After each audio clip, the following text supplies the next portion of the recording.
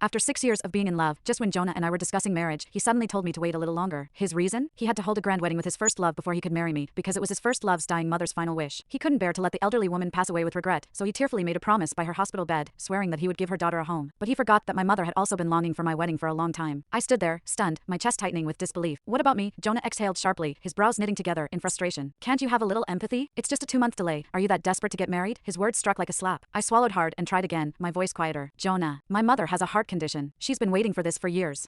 Before I could finish, he took out his phone, his fingers moving swiftly. Right in front of me, he booked his marriage registration appointment with Nadia. I felt the blood drain from my face. He didn't even hesitate. Either way, Nadia will be the bride for this wedding. Your mother has to wait, even if she's on her deathbed. For all I care, I stared at him, barely recognizing the man in front of me. The same Jonah who had once held my hand and vowed to love me forever was now casting me aside like I was nothing more than a trivial inconvenience. As he turned on his heel and walked away, I felt something inside me snap. My fingers clenched around my phone as I dialed a familiar number. Ronan, I said, my voice steady despite the storm inside me. I need a new groom for the wedding in 10 days. Can you help me find one? Silence. Then, my brother's incredulous voice. Arabelle, what the hell is going on? You're replacing the groom? Marriage isn't a joke. Mom will be devastated if she finds out. It was precisely because I knew my mother couldn't handle the shock that I turned to my brother for help. For 6 years, Jonah had refused to meet my parents. So, even though my mother knew I had a boyfriend, she had never seen his face. Ronan, I'm serious. I can't marry him. I had no intention of committing bigamy. I expected my brother to lecture me, to tell me I was acting recklessly. Instead, after a beat of silence, he let out a heavy sigh. I told you to be careful with him when he started seeing you behind my back. If you hadn't been so damn crazy about him, I wouldn't have even bothered acknowledging him. His voice lowered, almost contemplative. But honestly, this is probably for the best. He hesitated, then added, you know, before Mom and Dad even knew about you and Jonah, they already picked out someone for you. Remember that guy who always stared at you like he was hypnotized? Turns out, he's been waiting for you to break up. Just the other day, he was joking about crashing your wedding if he thought Jonah wasn't good enough. At his words, an old memory resurfaced, one I had buried long ago. Back then, my parents had indeed mentioned another suitor, but Jonah and I had already been secretly dating for 2 years. I was devoted to Jonah. How could I have even considered marrying a stranger? I still remembered the way Jonah had reacted when I told him. He was furious. The moment I hung up the phone, he had pinned me against the wall, his kisses burning with possessiveness, as if he could erase the mere thought of another man. Arabelle, you can only marry me, no one else. His voice had trembled, his eyes red with emotion. That night, he had held me so tightly, whispering over and over that I was his forever. He had even finally admitted to my brother that he had been dating me, confessing that we had already made a lifelong commitment to each other. Ronan had scolded him for sneaking around behind his back, but in the end, he let it go, on one condition. Promise me, my brother had demanded, that you'll love and cherish her more than I ever could. Jonah had knelt right then and there, swearing without hesitation. In my life, I will only love Arabelle. His life turned out to be incredibly short. The wedding was just 10 days away, and I had no time to waste. I cut my brother off before he could say anything else. My voice was calm, but my decision was already set in stone. Then let him be my groom. He doesn't need to crash my wedding. As soon as I finished speaking, movement by the doorway caught my eye. Jonah. He had returned, probably to grab the ID card he had forgotten, but now, he stood frozen in place, staring at me as if I were a stranger. Crashing the wedding? His voice was sharp, laced with suspicion. Who's crashing a wedding? His expression darkened as he took a step closer, his gaze locking onto mine. Arabelle, I said I'm marrying you, and I mean it. If you still want to be my wife, then stop playing games. If you dare to ruin my wedding with Nadia, don't blame me for